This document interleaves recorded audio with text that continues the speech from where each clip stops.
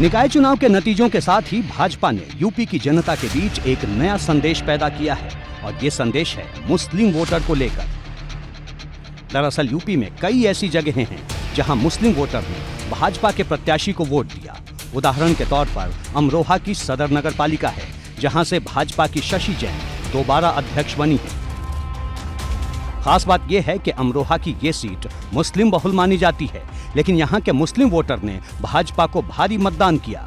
चर्चा है कि 15,000 मुस्लिम वोटर ने भाजपा प्रत्याशी को वोट दिया। यहाँ सपा के मुस्लिम प्रत्याशी तीसरे नंबर पर पहुंच गए। किसी मुस्लिम बहुल इलाके में भाजपा के प्रत्याशी का जीत जाना 2024 के लिहाज से काफी अहम हो गया है। भाजपा ने इस बार मुस्लिम बहुल वार्ड में मुस्लिम प्रत्याशी भी उतारे थे।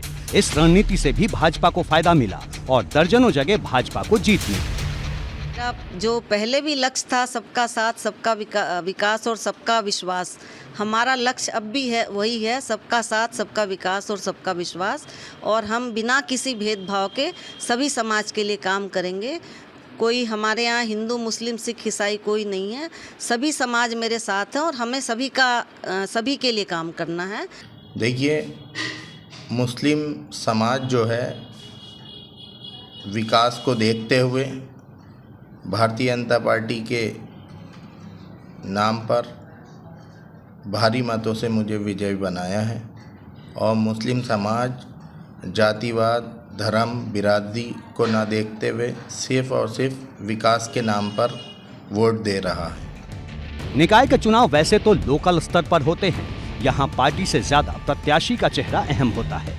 ऐसे में सवाल ये है कि जब लोकसभा चुनाव में पार्टियों के प्रत्याशी मैदान में उतरेंगे तो हालात क्या होंगे, क्योंकि लोकसभा चुनाव में प्रत्याशियों के चेहरे से ज्यादा पार्टी का सिंबल होता है। और भाजपा सांसद लक्ष्मीकांत वाजपेयी ने ये कहकर नई हवा चला दी है कि लोकसभा चुनाव में यूपी का मुसलमान सपा बसपा की जगह कांग्रेस के साथ जा सकता है।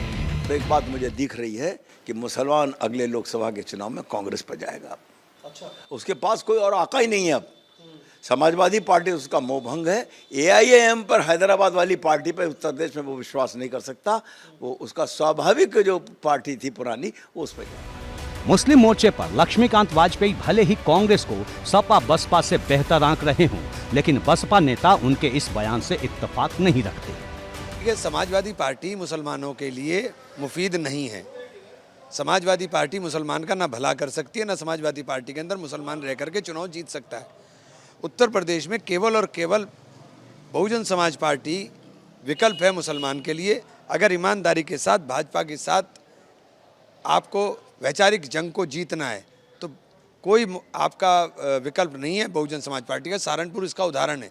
सहारनपुर में जिस तरह से इकट्ठा होकर के दलित और मुसलमान ने चलने का काम किया, भाजपा ज़बरदस्ती चुनाव जीत गई और शोर मचाती रहे, लेकिन भाजपा के लोग अंदर से जानते हैं अच्छी तरह से कि चुनाव वो जीते नहीं, चुनाव उन्होंने ज़बरदस्ती छीना है।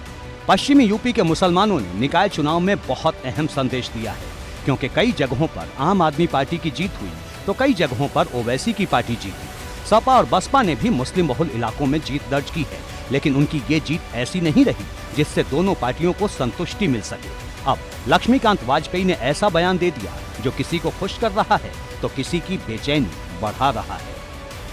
मैं सांसद लक्ष्मीकांत वाजपेयी जी को बधाई देना चाहूँगा। कम से कम स्वीकार तो किया। सत्य को स्वीकार करना ये हर एक राजनीतिक दल के आदमी की हिम्मत नहीं है। उन्होंने इस सत्य को स्वीकार किया है कि अब मुस्लिम जो है अपने पुराने घर कांग्रेस में जाने वाला है। तो निश्चित आज के उनके स्टेटमेंट से भाजपा के नेताओं की परेशानी बढ़ गई होगी, तकलीफ़ हो रही होगी कि क्या जो स्टेटमेंट उन्होंने दिया है वो धरातल को देखने के बाद दिया है। वाजपेयी जी वरिष्ठ नेता हैं, हमारे उनके संबंध भी अच्छे हैं, लेकिन मैं उनको भविष्यवक्ता नहीं मानता हूँ। ये लोकतंत्र है, कौन वोट कहाँ जाएगा उस पर कोई फोरकास्ट नहीं कर सकता है। और मुस्लिम मतदाता इतना नादान और बच्चा नहीं है कि वाजपेयी जी के अनुसार वो वोट करेगा। सहारनपुर से लेकर संभल तक पश्चिमी यूपी की कई ऐसी सीटें हैं जहां मुस्लिम वोटर काफी तादाद में हैं और यही वोटर 2024 में किंग मेकर बन सकते हैं। मुस्लिम वोट बैंक के मोर्चे पर मुरादाबाद मंडल काफी अहम है, जहां 2019 के लोकसभा चुनाव में सपा बसपा गठबंधन को सबसे बड़ी सफलता मिली थी। लेकिन अगर कांग्रेस ने कोई बड़ा गेम कर दिया तो 24 के चुनाव में बसपा के साथ साथ सपा को भी करारा झटका लग सकता है।